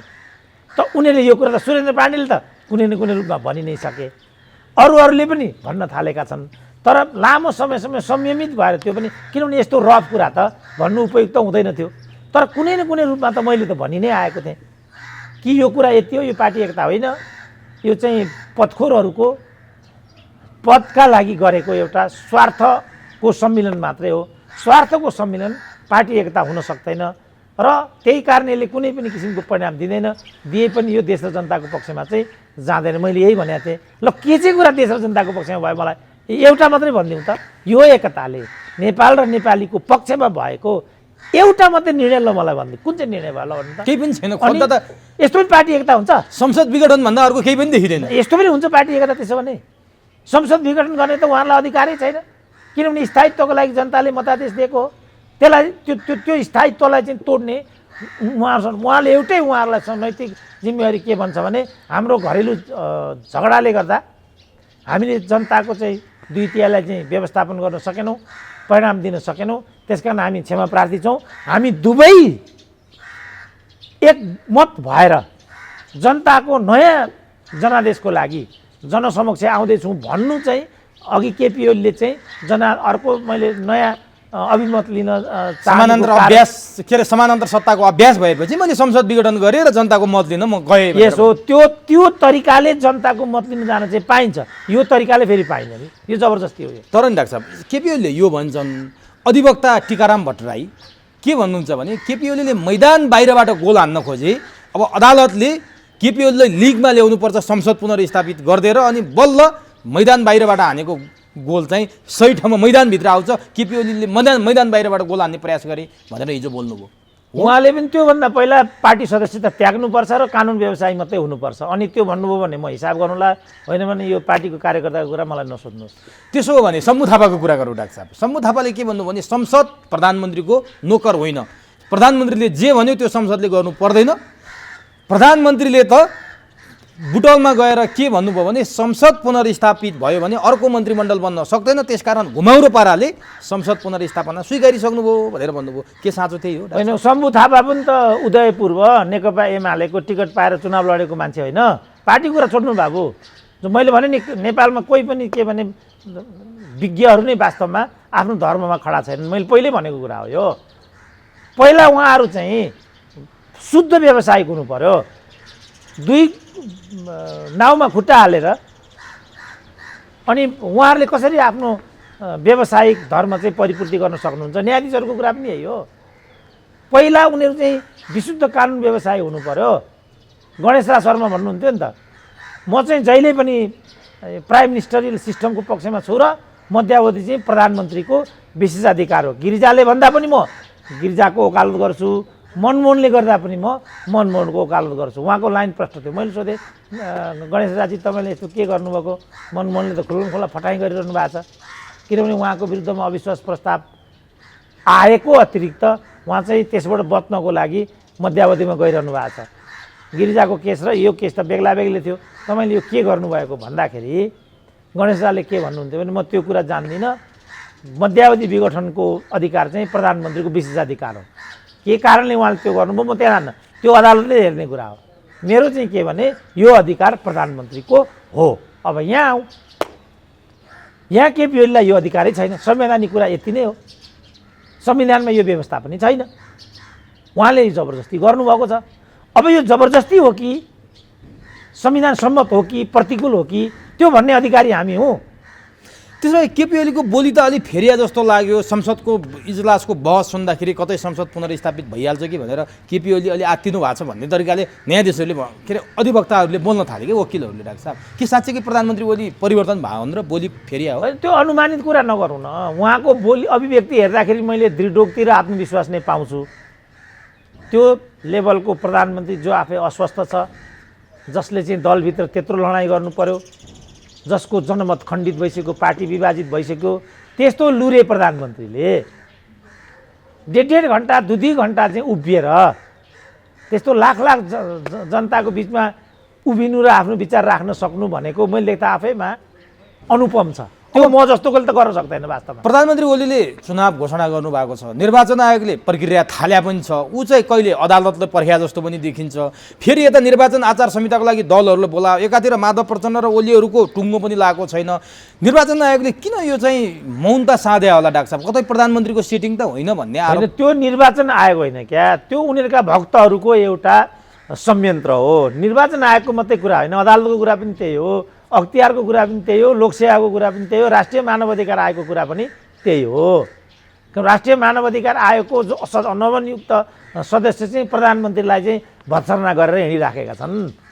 किनभने भागवण्डको आधारमा मान्छेले त्यहाँ पद पाउँछ, उसले पदप्रति पनि निष्ठा देखाउनु पर्दैन, सरकारप्रति पनि जिम्मेवारी बोध गर्नु पर्दैन, राष्ट्रिय दायित्व पनि बोध गर्नु पर्यो। किन गाई जात्रा छ क्या हाम्रो देशमा। त्यसो भए अझै निर्वाचन आचार संहिता लागू गर्ने भनेर दलहरूले बोलाएको छ, पार्टीको टुङ्गो लगाइदिएको छैन, यिनीहरू कसरी चुनाव लड्ला त डाक्टर साहब? होइन, त्यो छोडिदिउँ, चुनावमा अहिले हामी नजाउँ। पहिला हामी सबैले कहाँ आफूलाई उभियौँ भने अदालत चाँडो निर्णय गर, जस्टिस डिले इज जस्टिस डिनेड। यसले गर्दा अन्यल र अस्थिरता बढ्यो। यो राष्ट्र र राष्ट्रियताको लागि, लोकतन्त्रको लागि समेत पनि उपयुक्त हुँदैन। अदालत चाँडै निर्णय गर, नागरिक समाजले पनि भन्ने यही हो। निर्वाचन आयोगले पनि अदालतको आदेश पर्खेर बस्नुपर्ने होइन, उसले त आफ्नो काम अगाडि बढाउनु पर्ने हो नि त। उसले आफ्नो काममा अविच्छिन्न रूपमा लागिरहनु पर्नेमा त्यहाँ त भागभण्डाको आधारमा शेरबहादुरको मान्छे एउटा छ, केपीको मान्छे एउटा छ, प्रचण्डको मान्छे एउटा छ। त्यहाँ निर्वाचन आयुक्त छन् भनेको तपाईँले, अख्तियारमा आयुक्तहरू छन् भनेको तपाईँले। अघि मैले भने कि नेताका स्वास्नी छन्, कि नेताका कार्यकर्ताहरू छन् त्यहाँ। अदालतमा पनि यही छ। तपाईँले अदालतमा न्यायाधीश भन्नु भएको, चोलेन समस्यालाई न्यायाधीश ठान्नुभयो तपाईँले। चित्रबहादुर केसीले भनेको छ, तपाईँले कसले लिएको अन्तर्वार्ता हो त्यो? मैले नै हो। अनि अनि नि डाक्टर साहब त्यसो हो भने अब के हुन्छ त? राजनीति कहाँ जान्छ त डाक्टर साहब? अब यस्तै हो, चुनाव पनि नहुने, संसद पुनर्स्थापना पनि नहुने।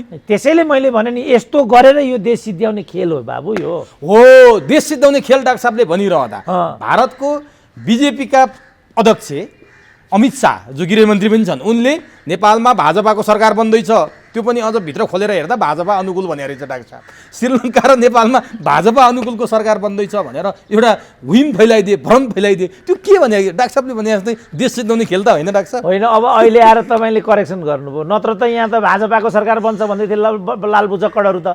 देश सञ्चारले त्यही लेख्यो, भाजपा अनुकूलको कुरा रहेछ नि त। भित्र खोल्दा त्यो छ त। भाजपा अनुकूलको सरकार बन्दैछ वा बन्नुपर्छ भारतले भन्यो, भारतको नेताले भन्यो भने त्यो हामी पनि त नेपाल जस्तो भनौँ राजाको पालामा नाकाबन्दी थियो। यहाँ राजाहरू के प्रतीक्षा गरेर बसेका थिए भने विश्वनाथ प्रतापको सरकार त्यहाँ बन्दैछ, त्यो हाम्रो अनुकूल हुनेछ। तपाईँले चाहिँ जे भन्दा पनि हुने, जे गर्दा पनि हुने। अनि अर्कोले चाहिँ हाम्रो अनुकूलको परिस्थिति नेपालमा पैदा हुँदैछ पनि भन्नु नपाइने। किन नेपालीहरू यति कमजोर धरतीमा उभिन्छन्? तर श्रीलङ्का र नेपालमा भाजपाको सरकार बन्दैछ भनेर आयो क्या डाक्टर साहब? त्यो तपाईँ आफै भन्नुभयो, अहिले आफू थप्नुभयो नि त। त्यो तपाईँको प्रब्लम हो, उनीहरूको प्रब्लम होइन नि। तर त्यसले अलिकति यहाँ नेपालको राजनीति पनि तरल भएको डाक्टर साहब। उताबाट त्यस्तो आउने, देश सिद्धिने खेल भएको भनेर हामी कन्क्लुजनमा आउने, उता त्यस्तो आउँदाखेरि डर। त्यो उहाँ नभन्नु, त्यो त उनीहरूको कारणले होइन नि, हाम्रो कारणले हो नि त। तपाईँ र मेरो अन्तर्वार्ता राम्रो कि नराम्रो हुने भन्ने कुरा त तपाईँ हामीमा भर पर्छ नि। श्रोतालाई दोष लाउने किन हाम्रो अन्तर्वार्ता हेरेनन् भन्ने, हेर्न लायक भन्नु पऱ्यो नि कुरा, सूचनामूलक हुनु पऱ्यो, प्रस्तुति वैज्ञानिक हुनु पऱ्यो। नहेर भने पनि हेर्छ नि मान्छेले। तपाईँका गुप्त कुरा, यौनाङ्गका कुरा, पारिवारिक झगडाको कुरा नहेर भन्नुहोस् त झन् हेर्छ मान्छेले। किन त्यहाँ त हेर्न लायक छ नि उसको मानसिकतामा। तपाईँले आफ्नो अभिव्यक्तिलाई पनि सुन्न लायक बनाउनु पऱ्यो, तपाईँका प्रस्तुतिहरू चाहिँ सुन्न लायक बनाउनु पऱ्यो। मान्छेले आफै सुनि हेरिहाल्छ नि त। त्यसकारण हामीले अर्काको हस्तक्षेप, अर्काको स्वार्थ, अनुकूल स्थिति बन्नबाट मुलुकलाई कसरी बचाउने, तपाईँ त्यो बाटोमा लाग्नुहोस् न। अनि उसले के भन्यो, उसले के भनेन भन्ने कुरा त्यसकै भन्नुहोस् न। अब नि हामीले सत्ता पक्षको धेरै कुरा गऱ्यौँ, थोरै म अलिकति प्रमुख प्रतिपक्ष काङ्ग्रेसको कुरा गर्छु डाक्टर साहब। काङ्ग्रेसको सभापतिले सरकार विरुद्ध आन्दोलन गर्छन्, संसद विघटन विरुद्ध चुनावको माग गर्छन्। काङ्ग्रेसका महामन्त्रीले अब मङ्सिर पुसभन्दा आउने मङ्सिर पुसभन्दा अगाडि चाहिँ चुनाव सम्भव छैन भनेर शशाङ्क कोइराला बोल्छन्। शेरबहादुरले जेठसम्म चुनाव गर्नुपर्छ है, निर्वाचन आयोग चाँडो तात्नु पर्यो, सूर्यचिन्ह दिनु पर्यो एउटालाई। केपी ओली र प्रचण्ड हिजो कम्युनिस्ट चाहिँ राजाले पालेका, आज तिनीहरू महाराजा भए केपी र प्रचण्ड भनेर शेरबहादुर बोल्छन्। शेखर अर्कै बोलिरहेको हुन्छन्, प्रकाशमान अर्कै बोलिरहेको हुन्छन्। अनि यो के भएको डाक्टर साहब? हामी सत्ता पक्षको मात्रै धेरै विवेचना गऱ्यौँ, यो प्रमुख प्रतिपक्ष चाहिँ के भएको के हो? यो केही हुँदैन। मैले लाइन दिइसकेको छु काङ्ग्रेसलाई, निर्वाचनको बाटोमा अगाडिबाट मैले भनिदिइसकेको छु र त्यही हुन्छ भन्ने कुरा अहिले पनि किन पुष्टि हुन्छ भने अदालतले निर्णय त ढिलो गर्यो। वैशाखमा चुनाव गर्छु भनेको थियो कसले, केपी ओलीले। अब शेरबहादुरले चाहिँ जेठ भने यो हुन्छतिर नै गयो नि त लाइन, किनभने वैशाखमा त त्यसै पनि हुँदैन। यो दोष केपीको पनि होइन, शेरबहादुरको पनि होइन, यो त अदालतको दोष हो। अथवा अदालतलाई यसरी झुल्याउने, निर्णयमा ढिलो जानको लागि विवश बनाउनेहरू त फेरि यिनीहरू नै हुन्। शेरबहादुरले एकदम परिपक्व भनिरहेछ वैशाखमा त सम्भव छैन, जेठसम्म गर्नुपर्छ। जेठमा गर भने 1 महिना त थपिदिए। अनि महामन्त्री गए फेरि मङ्सिर पुसमा होइन, महामन्त्री त उनी कहिले जनमत सङ्ग्रह गर्नुपर्छ भन्छन्, कहिले हिन्दू राज्य भन्छन्। यस्तो कुरा त शेरबहादुरले गरेको छैन। त्यहाँको नेता त शेरबहादुर हो नि त। अब नि डाक्टर साहब अन्तिमतिर अदालतको कुरा धेरै भयो। सिद्ध बाबाको कुरा डाक्टर साहबले फैसला सुन्नुभयो, कस्तो लाग्यो डाक्टर साहब? त्यो एकदम राम्रो छ फैसला। अदालतको फैसला त्यस्तो हुन्छ, एकदम राम्रो छ। तर प्रश्न उठ्यो नि डाक्टर साहब धेरै, किन उठ्यो? महिलाले बोलाएपछि भन्ने कुरा आयो क्या त्यहाँनिर। त्यो फैसला मैले हेरेको छु। त्यो अदालतले के फैसला गरेको छ भनेदेखि त्यो महिलाको सिद्ध बाबासँग मेसेन्जरमा लामो समयसम्म रसरङयुक्त कुराकानी आदान प्रदानहरू हुने गरेका छन्। त्यसको पराकाष्ठा उनीहरूको यौन संसर्ग हो। त्यो श्रीमानले पनि देखे भन्ने कुरा पनि छ। तपाईँ सुन्नुहुन्न कुरा, बिगारिदिनुहुन्छ के बिच। कहाँ पो एउटा थियो नि, एउटा हो त्यस्तो के। अब उनीहरूको मेसेन्जरमा कुराकानी भयो, रसरङ बस्यो, मित्र मिलन भयो, समागमहरू भए। जब यो कुरा चाहिँ उनको श्रीमानले देखे, त्यसपछि कथाले अर्कै रूप लियो र बलात्कारको घटनामा त्यो रूपान्तरित हुन पुग्यो। अदालतले यो कुरा थाहा पायो, परिपक्व निर्णय गरिदियो। नानी, तिमीले त गएर शरीर सुम्पेकी रहेछौ बाबालाई, साह्रै राम्रो काम गर्यौ, तर गल्ती तिम्रो हो भनिदियो अदालतले। मैले लेख्दा यो निर्णय विचारणीय छ भोलिसम्म यसले नेपालको न्याय प्रणालीमा। किनभने यहाँ जहिले पनि पुरुषलाई दोषभागी बनाउने, आफू गएर शरीर सुम्पने, ब्ल्याकमेल गर्ने, बार्गेनिङ गर्ने, अनि लास्टमा चाहिँ बलात्कार भयो भनेर कृष्णबहादुर महराकै भनौँ न। के हो त्यो कृष्णबहादुर महराको प्रकरण? नारायण काजीकै भनौँ न, हो त्यस्तो भएको। त यस्ता जुन आलोचना बढी भयो क्या यो फैसला। आलोचना तपाईँको राजनीतिक एउटा राजनीतिलाई, राजनीतिक अधिकारलाई, नागरिक अधिकारलाई दुरुपयोग गरेको कुरा हो। सबै प्रतिक्रियाहरू आलोचनासँग सम्बन्धित हुँदैनन्, आफ्ना कुण्ठासँग सम्बन्धित हुन्छन्। अब श्वेता खड्का प्रकरण पनि निकै चर्चामा छ। डाक्टर साहब त श्वेता खड्कालाई नजिकबाट चिन्नुहुन्छ, राम्रो साथी पनि हो। डाक्टर साहब के हो, साँच्चैकै श्वेता खड्काको गल्ती हो? होइन, श्वेता खड्कासँग म एकपल्ट हिँडेको। अब उनी बेग्लै फाँटकी हुन्, सानो उमेरकी हुन्, मेरो साथी हुने भन्ने कुरै आउँदैन। होइन, एकपल्ट हिँडेको कुरा सुनेको थियो, हिँडेको साथी भइन्छ त्यो कुरा होइन। अब जहाँसम्म श्वेता खड्कालाई म चिन्छु र जे आरोप उनीमाथि आएको मैले सुने, त्यसमा मलाई त्यत्रो विश्वास चाहिँ भएन। तर मान्छेभित्र त जान सकिँदैन। अब ठ्याक्कै यो घटनामा के भएको छ त्यसको तथ्याङ्क चाहिँ मलाई उपलब्ध छैन। श्वेतालाई जहाँसम्म मैले चिन्छु उनले यस्तो नगर्नुपर्ने हो भन्ने मेरो विश्वास छ।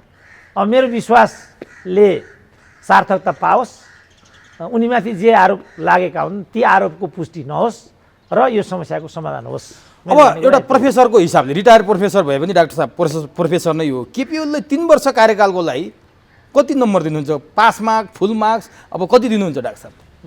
उहाँ प्राय अनुत्तीर्ण हो, यसमा फेलै हो। मैले देख्दा उत्तीर्णको मैले किनभने कुनै म त्यस्तो एउटा मार्किङ गर्नुपर्ने जस्तो भनौँ न, कृषि मल भएको भए, उखु कृषकले भुक्तानी पाएको भए, मेलम्चीको पानी खान पाएको भए, कुलमानको पुनर्नियुक्ति भएको भए, चाँडो त मेजर कुराहरू यी भयो नि।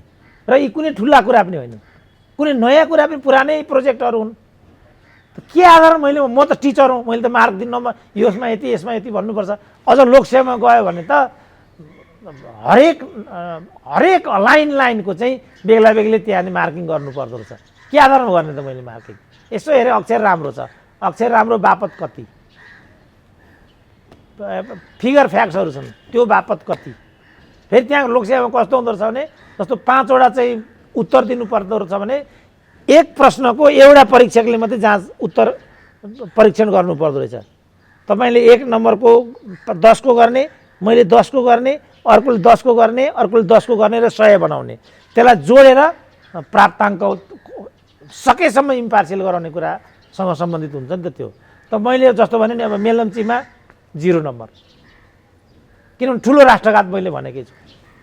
अब कुलमानलाई 0 नम्बर, कृषिमल 0 नम्बर, उखु कृषक 0 नम्बर, 40 नम्बरमा त 40 मा त 60 मा 100 मा 40 मा त उहाँले 0 नै पाइहाल्नुभयो। अब 60 मात्रै बाँकी रह्यो र 60 मा उहाँले भने जस्तो फुल मार्क नै पाउनुभयो भने पनि प्राप्ताङ्कको त सम्भावना छैन, किनभने फुल मार्क त कसैले पनि पाउँदैन। म त त्यसमा टिचर हुँ, दिँदै दिन्न नि म त। कसरी उहाँले फेलै हुनुभयो, कसरी पास हुनुहुन्छ त उहाँ? मैले भने नि मेजर मलाई चित्त नबुझेको यो हो। त्यसमा जस्तो अझ मेजर गर्ने भने उहाँहरूले 2 भाँड्नुभयो, पार्टी व्यवस्थापन गर्न सक्नु भएन। 1 वर्षमा चाहिँ 10 महिना चाहिँ आफ्नो अफिसमा पनि जानु भएन, तलब खान त छोड्नु भएन होला। कर्मचारीले त्यसै तलब खान पाउँछ त? कहाँबाट नम्बर दिने त मैले? अझै नम्बर नपाउने अर्को काम पनि गर्नुभएछ। संसद विघटन गर्नुभयो, उहाँले विघटन गरेर उहाँको पक्षबाट लड्ने त महान्यायाधिवक्ता सरकारी वकिलहरू छन्, उहाँले 175 जना निजी वकिल राख्नुभयो र सरकारी पैसा चाहिँ 7 लाख 6 लाख गरेर भुक्तानी दिएका कुराहरू आइसके, जहाँ पनि नपाउने काम गरिरहनु भएको छ। अब यो चाहिँ बरु टिकाराम यात्री टिकाराम भट्टराई सटराईहरूको भन्दा यो चाहिँ बरु, किनभने मैले यिनीहरूलाई भनेको थिएँ यो व्यवसायको कुरा हो, यसलाई फलानु दरबार केसँग नजोड भाइ हो भन्थे, त्यो कुरा चाहिँ ठ्याक्कै यहाँ पुष्टि भयो, यसमा चर्चा नगरौँ। अब यसको चाहिँ के महालेखा छ, तर अरू संयन्त्र प्रधानमन्त्रीले राज्य शक्तिबाटै पैसा तिर्नुभयो भनेर आइसक्यो। अब यो बारेमा फेरि अर्को पटक छलफल गरौँ, त्यसमा फेरि छलफल गरौँला। अब हतार जस्तो समय अभाव पनि देखिरहेको छु, डाक्टर साहबको व्यस्तता पनि छ, अलि लामो कुराकानी कति भयो नि। अब यो समय दिनुभयो, महत्त्वपूर्ण भनेर राखिदिनु भयो, यसको लागि डाक्टर साहबलाई हार्दिक धन्यवाद। ल हस्, धन्यवाद।